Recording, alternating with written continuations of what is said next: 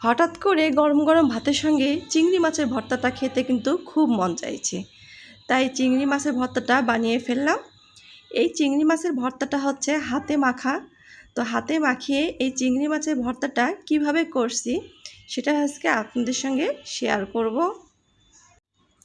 এখানে চিংড়ি মাছের শুটকিগুলো আমি বেছে নিলাম। তো এই মাছগুলো হচ্ছে আমি এবার ভেজে নেব। তো এই মাছগুলো কিন্তু হচ্ছে সামুদ্রিক চিংড়ি, তো এটা কিন্তু খেতে কিন্তু অনেক মজা লাগে।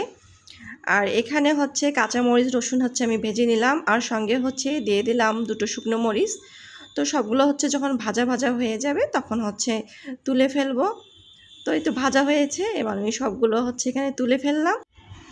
এরপর হচ্ছে এই পাতিলের মধ্যে ভেজে নিব চিংড়ি মাছের শুটকিগুলো। তো এই শুটকিগুলো হচ্ছে ভালোভাবে হালকা আঁচে ভেজে নিতে হবে। হালকা আঁচে মুচমুচে করে যখন ভাজা হয়ে যাবে, কালারটা যখন চেঞ্জ হয়ে যাবে, তখন চিংড়ি মাছগুলো কিন্তু ভাজা হয়ে যাবে।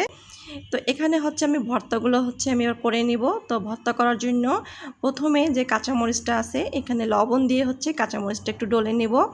এরপর রসুনটা এর মধ্যে হচ্ছে আমি কিন্তু ডলে নেব।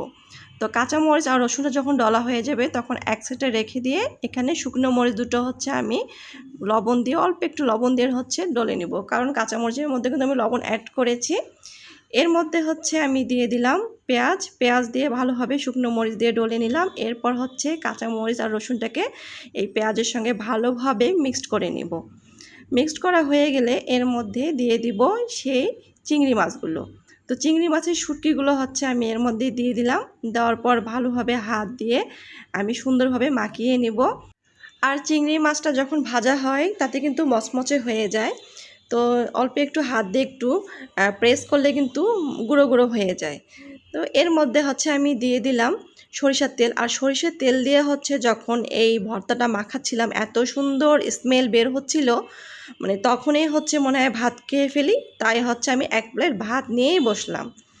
এখানে চিংড়ি মাছের ভর্তাটা দিয়ে হচ্ছে আমি ভাতটাকে ভালোভাবে মেখে নিচ্ছি। আর এই ভর্তা দিয়ে ভাত মাখার সঙ্গে একটু লেবুর রস যদি চেপে নেওয়া যায় তাহলে কিন্তু ভাতটার টেস্টটা কিন্তু আরও দ্বিগুণ বেড়ে যায়। তো লেবু চিপে ভর্তাটা ঝাল ঝাল হয়েছে, সব কিছু মেখে অনেক মজা করে খেলাম।